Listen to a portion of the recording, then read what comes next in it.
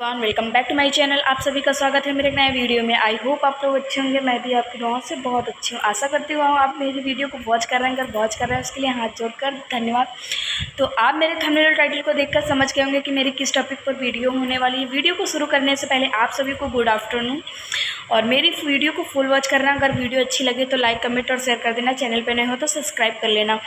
तो आपने थंबनेल को देख लिया होगा, टाइटल को पढ़ लिया होगा। तो जी हाँ, आज मैं सीवी और सपना के फ्रेंडशिप के बारे में बात करने वाली हूँ। काफ़ी लोगों के क्वेश्चन है कि सीवी और सपना के बीच में ऐसा क्या हुआ कि वो दोनों अब एक दूसरे से अलग हो चुके हैं और स्नैपी गर्ल ने सीवी से रिश्ता सारे ख़त्म कर दिए।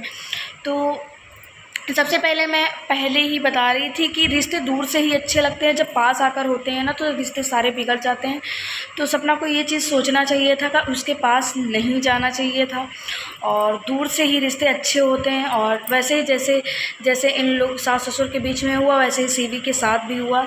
इन लोगों के बीच में ऐसा पता नहीं क्या हो गया कि ये लोग एक दूसरे से अलग हो गए। और यहाँ तक सीवी ने अपने बेटे के बर्थडे में उन्हें इन्वाइट तक नहीं किया। और मुझे जहाँ तक पता था पहले ये लोग एक दूसरे के बगैर रह नहीं सकते थे और इनका रिश्ता इतना प्योर था और इतनी अच्छी फ्रेंडशिप थी जो कि एक पल में ही टूट गई। और अब एक दूसरे से वो बिल्कुल अलग हो चुके हैं। और सीवी ने अपने बेटे के बर्थडे में भी नहीं इनवाइट किया था और काफ़ी लोग इंतज़ार कर रहे थे कि सपना उसके बेटे के बर्थडे में जाएगी, बट ऐसा कुछ नहीं हुआ क्योंकि उसे इनविटेशन ही नहीं दिया गया और ना वो गई। और मेरा ये भी एक क्वेश्चन था कि जब वो उस मुसीबत में साथ दी, जब उसको घर से निकाल दिया गया, तब उसने सीवी ने उसको एक घर दिलाया, उसके हर एक रात मतलब दिन एक कर दिया उसके पति ने और उसके परिवार वालों ने कि सपना दीदी को एक अच्छा घर और अच्छे रहने का घर मिल जाए और मुझे और कुछ नहीं चाहिए। वैसे ही स्नैपी सीवी ने वो वादा पूरा किया था, उसे अच्छा घर दिलाया था और उसकी देख रेख कम से कम 5-6 दिन उसके घर से ही खाना पीना आता था और सीवी के घर से स्नैपी घर के लिए और खाना पीना सारा आता था और एक दूसरे से पता नहीं इतना प्यार करते थे। और पता नहीं क्या हुआ कि एक दूसरे से वो बिल्कुल अलग हो गए। और यही होता है यार, जब पास चले जाओ ना तो हर एक रिश्ते बिगड़ जाते हैं, चाहे वो कितना भी खास हो। अभी मेरा जहाँ तक कहना है, मेरा यही वो है कि अभी तुम अपने माँ बाप के पास भी जाओगी तो रिश्ते में दरार थोड़ी थोड़ी खटास ज़रूर आ जाएगी। वो हर एक इंसान की लाइफ में होता है और सबके घर में होता है। जब रिश्ते पास होते हैं ना तो जहाँ 4 बर्तन रहते हैं तो खटर पटर होती ही रहती है। ऐसा ही कुछ सीवी और सपना के बीच में हुई। और मुझे जहाँ तक लगता है कि लोग जलने लगते हैं जब लोगों को देखकर आगे बढ़ने में, तो ऐसा ही कुछ हुआ है कि इस सीवी जब सब सीवी जलने लगी है सपना से, मतलब गाड़ी ले आई है और आगे वो बढ़ रही है। लोगों का कहना है, मेरा नहीं, कि वो सीवी जल रही है, मतलब सब स्नैपी गर्ल आगे बढ़ रही है। और उसी वक्त से सबको लोगों को मतलब क्लियर हो जाता है कि सही में इन लोगों के बीच में कुछ ना कुछ हुआ है।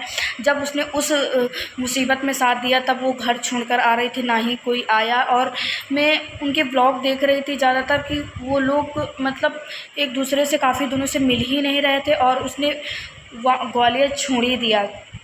अब वो मथुरा में रह रही है, उसने मथुरा में रहने का निर्णय लिया है। और लोगों का कहना है कि मथुरा में उसने अपना हिस्सा ले लिया है, अपने सास ससुर से छीनकर अपना हिस्सा लेकर वो अपना नया घर ले ली है, वहाँ पर रह रही है। तो सबसे पहले मैं उनसे बता दूँ, वो रेंट का घर है, वो रेंट पे रह रही है और जो उसका मथुरा वाला घर है उसे बनने में काफ़ी टाइम लगेगा। और अभी सास ससुर और इनके बीच में कोई क्लियर बातें नहीं हुई हैं कि कौन क्या लेगा कौन क्या नहीं लेगा। और वो हर एक दिन एक हिंट देती है कि मुझे घर वाले बुला लें और हर एक दिन वो भगवान से गुजारिश करती है कि सारे रिश्ते अच्छे से हो जाएं और भगवान से दुआ करती है कि सब कुछ ठीक हो जाएगा एक न एक दिन। तो और हम भी लोग यही दुआ करते हैं, भगवान वो परिवार एक हो जाए, क्योंकि बहुत बहुत बेकार लग रहा है। और एक दूसरे के साथ रहने लगे कि ना उनके आगे पीछे कोई है सास ससुर के, ना ही इस बहू के आगे पीछे कोई है। और सपना से भी कहना चाहूँगी कि उस परिवार में चली जाओ और उनसे भी सास ससुर से भी कहना चाहूँगी कि अपने बच्चों को बुला लो, क्योंकि ऐसे गुजारा नहीं हो सकता आप लोगों के साथ।